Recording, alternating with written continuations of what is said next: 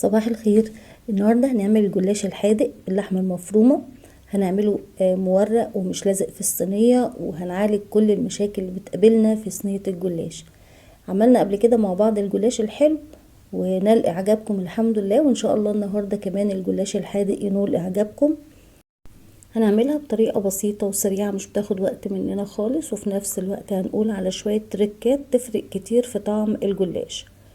اول حاجة في طاسة على النار وبسخن معلقة سمنة وبحط عليها بصلتين صغننين او بصلاية كبيرة.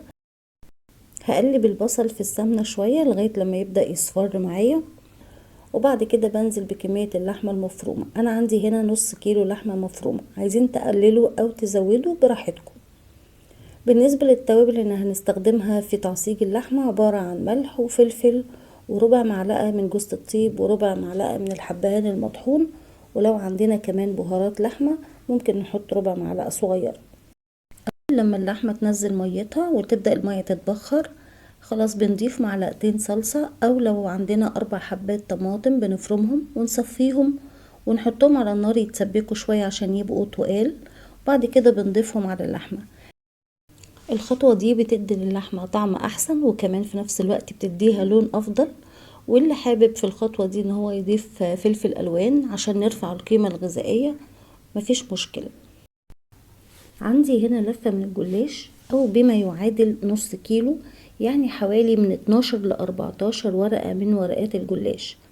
طبعا هو بيتخزن في الفريزر، فيفضل يعني ان احنا نطلعه قبل الاستخدام بحوالي ساعتين ونسيبه في العلبة بتاعته، هو هيفك لوحده جوه.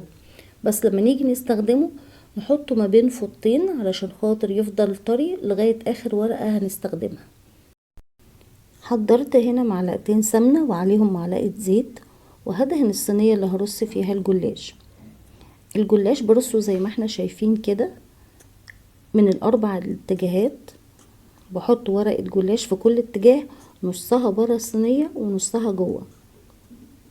ده علشان خاطر ابقى لما اللحمة وما تطلعش من الحروف بتاعة ورقة الجلاش. نفس الحكاية برص ورق تاني بنفس الطريقة، برضو نص الورقة جوه ونصها برا من الاربع اتجاهات بتوع الصينية. هنا بقى بحط مسحة سمنة تاني، يعني انا مش بحط ما بين كل ورقة والتانية، بفرش الاول الفرشة الاولانية وبعد كده التانية وبعد كده مسحة سمنة تاني. هنعيد نفس الحكاية برضو ورقتين من كل الاتجاهات، والمرة دي ما حطيتش سمنة لان اللحمة المفرومة بيبقى فيها اوريدي الدهون بتاعتها، فمش هحط المرة دي سمنة. اي ورق متقطع عندنا بقى بنحطه في النص فوق اللحمة على طول. لميت كده كل الورق اللي انا حاساه مقطوع، وبعد كده هبدأ اقفل الاجناب اللي انا سايباها بره الصينية. برضو كل ما اعمل ورقتين والم ورقتين من الاجناب بمسحهم بمسحة سمنة بسيطة.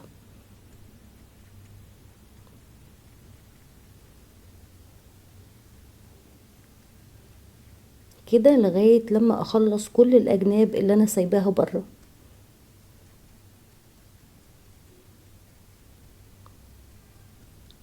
هديهم مسحة سمنة بسيطة علشان خاطر الورقتين الاخرى او الورقة الاخرانية برضو تلزق فيهم. طبعا دي بتكون احسن ورقة عندي او افضل ورقة، ما بتكونش متقطعة خالص، ودي اللي بتلملي الوش كله. هبدأ كده اقطع بقى الجلاش بتاعي المربعات باي طريقة احنا عايزينها وباي مقاس. المهم السكينة ما تنزلش للاخر، عايزة اخلي اخر ورقة او ورقتين اللي هما تحت خالص سلام زي ما هما ما بيتقطعوش. وكده كده طبعا احنا هنقطعها تاني بعد ما تخرج من الفرن، بس الخطوة دي فايدتها ان انا لو بشتغل في صينية ألمونيوم ده بيخلي السوائل اللي انا هحطها البيض مع اللبن اللي انا هحطهم ما ينزلوش لتحت ويخلوا الجلاش يلزق في الصينية من تحت. فلما بيكون في ورق لسه سليم بيمنع السائل ان هو ينزل لتحت ويخلي الجلاش يلزق في الصينية. هدخلها بقى على فرن سخن، وفي نفس الوقت هخليها في الرف اللي فوق خالص بعيد عن حرارة الفرن اللي هو شغال من تحت بس. اثناء ما هي بتسخن هحضر بقى السوائل بتاعتي اللي هي عبارة عن كوباية لبن مع بيضاية مع شوية ملح وفلفل. واول لما الصينية تبدأ تاخد لون في الفرن بنطلعها ونبدأ نسقيها باللبن مع البيضة مع شوية الملح والفلفل دول، وبعد كده بندخلها الفرن تاني. طبعا لو احنا الصينية بتاعتنا تيفال زي دي كده خلاص ما بيهمناش لو احنا السائل بتاعنا جه على الجوانب بتاعة الصينية، لكن لو احنا شغالين في صينية ألمونيوم يبقى لازم نوسطن بالظبط السائل ان هو يدخل في الفتحات او الخطوط اللي احنا عاملينها بالسكينة، بس اللي في النص مش على الجوانب. بعد كده هرجعها تاني الفرن لغاية لما تكمل التسوية بتاعتها وتاخد اللون بتاعها المظبوط. اخدت في الفرن حوالي ربع ساعة وطلعت بالشكل اللي احنا شايفينه ده. طبعا لونها حلو جدا وريحتها حلوة قوي وطعمها تحفة. وعاوزة اقول لكم انها من غير بيكنج باودر، هي طالعة اوريدي مورقة ومش مليانة سمنة قوي، لان احنا حاطين يدوب مسحة سمنة صغيرة ما بين كل ورقتين، فطبعا طالعة حلوة وخفيفة وفي نفس الوقت مش لازقة في الصينية. فكده التسوية بتاعتها بيرفكت وفي منتهى الجمال. اتمنى ان شاء الله ان انتوا تجربوها وتعجبكم، وشكرا جدا على متابعتكم، واشوفكم على خير في فيديوهات جاية كتير. باي باي.